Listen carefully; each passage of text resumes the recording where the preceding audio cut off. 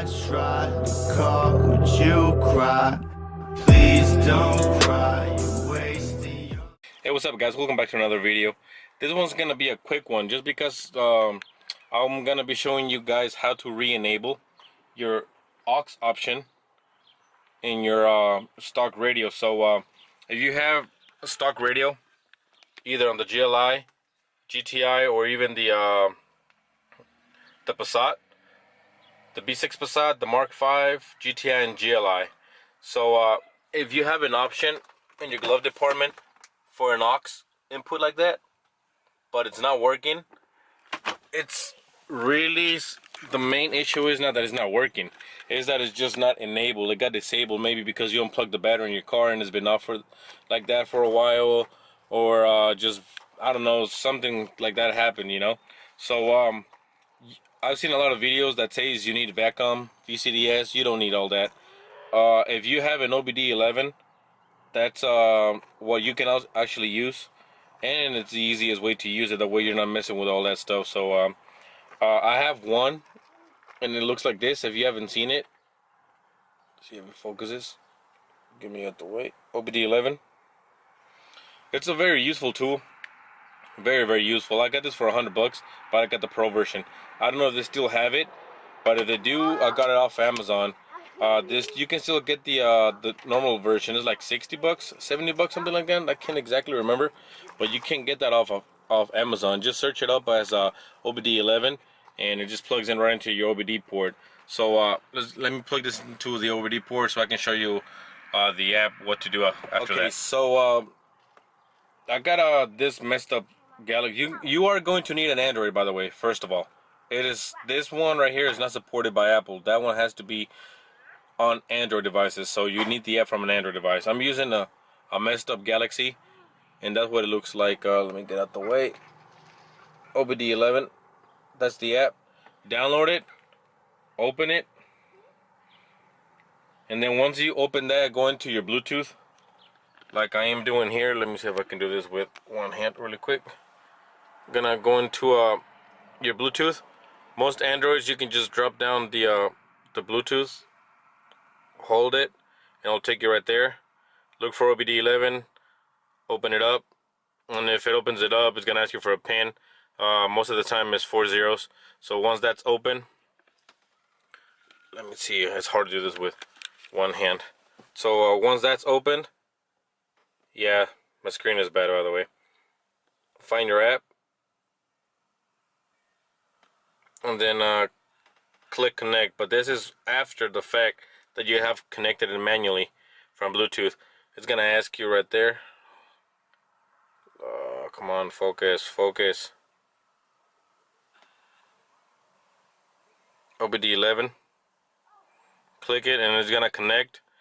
Once it connects and everything, sometimes it takes a minute to connect. Let it connect. Once it connects, click scan. It'll do the scan process and everything. Once it's connected and it's done all the scans and everything, it's gonna tell you if you have any faults or anything like that. Just like that. You see, it's saying scan. Go ahead and click on scan, and it's gonna be scanning. Let it go through the process of scanning everything that needs to be scanned, and once that's scanned and finished on my device, I'll show you guys what's next after that. Also, in order for this to work, you are gonna need to have your switch turned to the on position. So just keep in mind, if you're running your battery too much, any lights or anything that are causing battery to drain a lot, it will cause your battery to drain even faster. But you shouldn't have no issues so far. I'm just a heads up because OBDELEVEN takes a little longer to scan for faults in the system, and for the app to finish scanning your car completely before you can go into the log system and do the coding for radio and stuff. You can do coding for other stuff like your key fob and stuff like that. Enable some accessories that normally are set off by default, but like I said, for this tutorial, we're mainly doing the radio. All right, guys. So once this finishes clearing out, scanning your car, it should look something like that. And it's gonna tell you, you can go ahead and go through all that if you want to see it, but in this video I'm just here to show you, like I said, how to re-enable your aux input. So you're gonna click on this I don't know if you see that little blue circle with the 3 lines on the bottom right corner. So you click on that.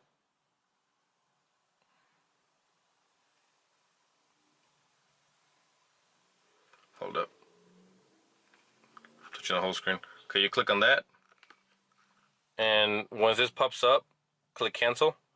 And then you're going to scroll all the way down to the bottom to where it says radio. And then you're going to go into coding. Click OK. And it's normally either going to tell you a number like this, but I want to show you because mine already says aux in, as you can see. I don't know if you guys can see that. It says aux in. But normally it will be in CD, you know. Check in CD. It'll be in CD. You have to press it twice.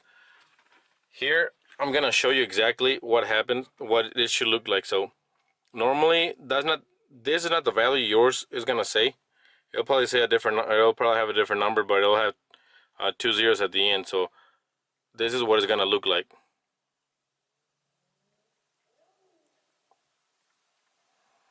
Sorry, it's hard to do this with both hands.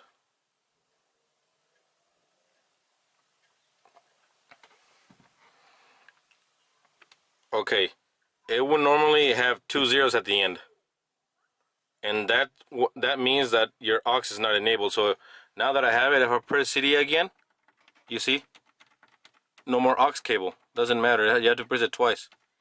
No aux cable. So in order to do this, like I said, once you scroll all the way down to radio, sorry, the light's getting in the way. Scroll all the way down to radio, and then you're gonna go into coding. Click OK, and then where it says enter new value, click there, and then just retype the exact same thing it has like this, but instead of the last 0, delete it and replace it with a 1.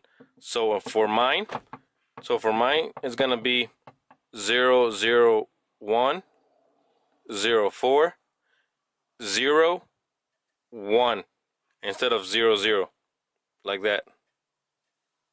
I don't know if you can see right here that I put 0 0 1 0 4 0 1.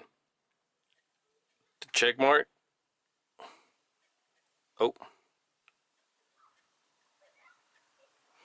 And right here on the little check mark, you're gonna hold it, and it should give you a green thing at the bottom that the code has been accepted. So now that's accepted, go into the radio, and if you hit CD again, aux in. So now you can play your music, whatever, you know. So in this instant, let me get my my iPhone, and I'm gonna go ahead and plug in my aux, and I'm gonna play some non-copyrighted music really quick, so I can show you that it's fully working. It's very, very simple to do this. So if you're doing this and you got OBDELEVEN, this is another way that and this is hard to hold with one hand. It's another way that you can go ahead and enable your aux if you don't have VCDS. So like I said, you don't need VACCOM. OBDELEVEN would just do. I'm not saying it replaces VCDS in any way, but it sure comes in handy when you're trying to do a lot of things and if you don't know how to code. So go ahead and feel free to do this. It won't do any harm to your what's it called, to your software, to your radio at all or anything. You're just making that last one added there because that's what's supposed to have, the way it enables your aux input back on. So if you do have a stock input it's not working, this is what you're gonna do. So I'm just playing some non-copyrighted music right now. Aux is plugged in.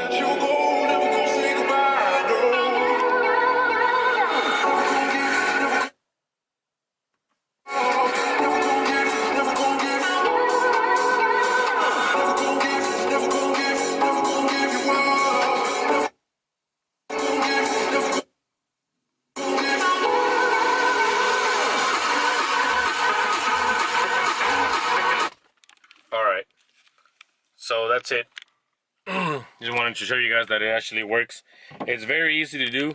go ahead and try it yourself. It's very simple. It will help you a lot. That way, if you want to keep your stock ready and you don't feel like upgrading, but you still want to have your aux, there you go. Well, I hope you guys enjoyed the video, and if you guys did, give it a thumbs up. Subscribe, comment anything below that you want to know, and I'll see you guys in the next video.